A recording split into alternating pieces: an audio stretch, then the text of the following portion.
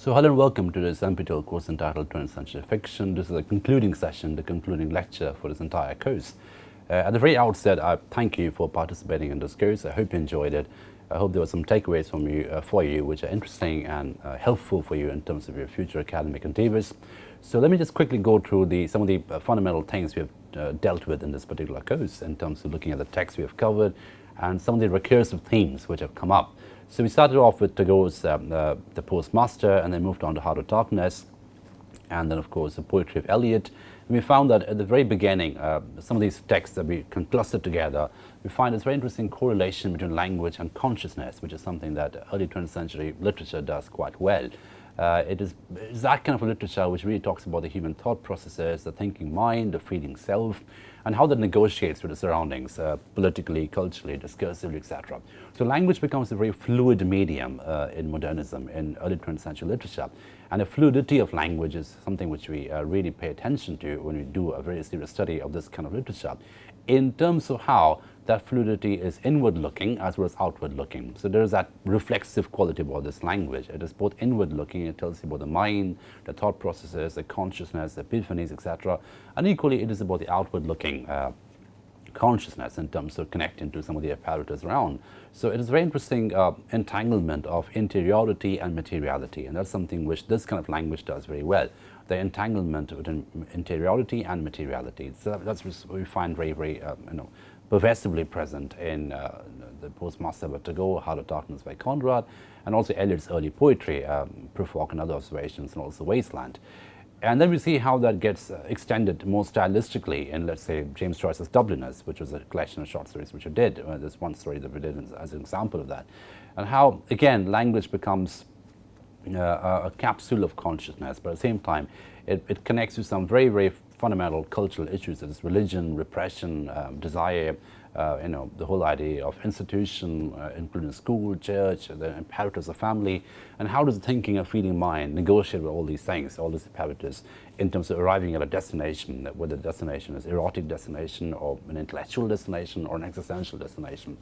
And of course, Araby, the story is about a failure to arrive at a destination, a failure to find the right destination, but the process becomes very, very important.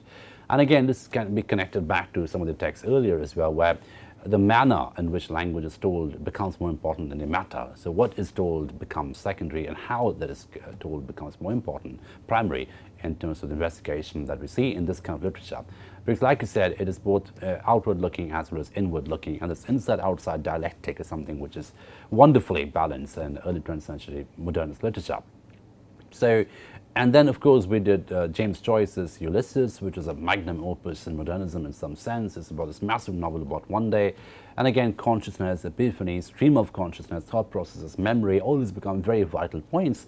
And also these are not completely interiorized categories. They always connect to political categories, imperialism, the Catholic Church, all these keep getting connected with this sort of fluidity in language. So fluidity and liminality in language become very important categories, and these are very recursive themes in early 20th century literature, which is something which you saw throughout this course.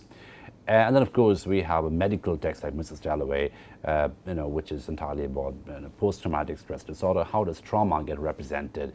And then move on to a different kind of trauma, the survivor's trauma, which you see in Mansfield's short story, The Fly. And then, of course, the whole idea of fetish, abnormality of the human mind, and again, how this abnormality is, in a way, a response to the political condition, a response to the cultural condition around. So again, we get back to the same argument, the relationship between interiority and materiality, and how that keeps connecting in very complex combinations.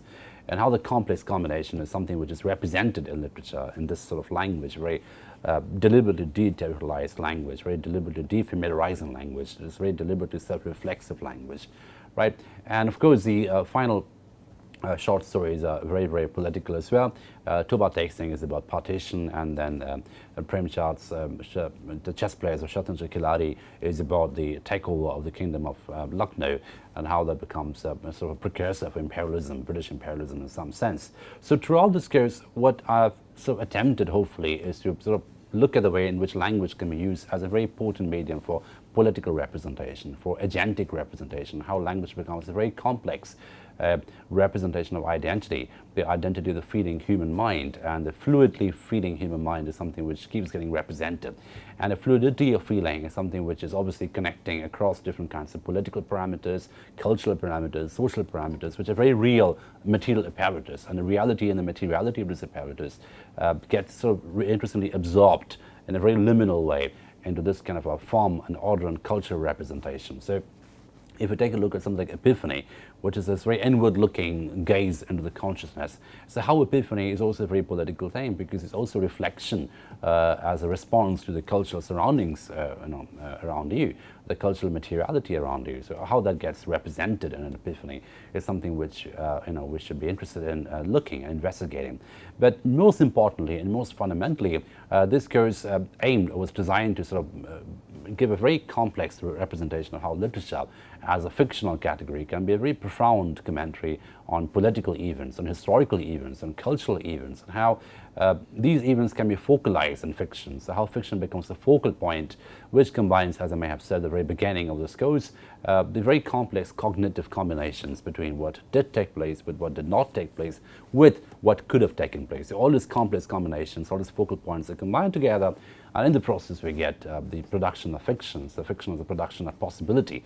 So if it's anything at all, I think this course aimed to really give you a flavor of fiction as a production of possibility, and how the production of possibility is a very complex commentary on political events, historical events, racial events, gendered events, and how all these very experiential conditions of politics and culture, etc., get represented in literature, and how literature becomes a very potent medium for these forms of representation. So this has been a real journey for me as well as a resource person. Hopefully this was an interesting journey for you as well, starting from Tagore's Postmaster, ending with Premchand's Shatansha Khiladi, with different European and English texts around as well. And hopefully this is going to give you some signposts in terms of your research ahead. So I do wish you all the best for your research ahead. Do not hesitate to contact me in email or informally in any of the forum that you might come by.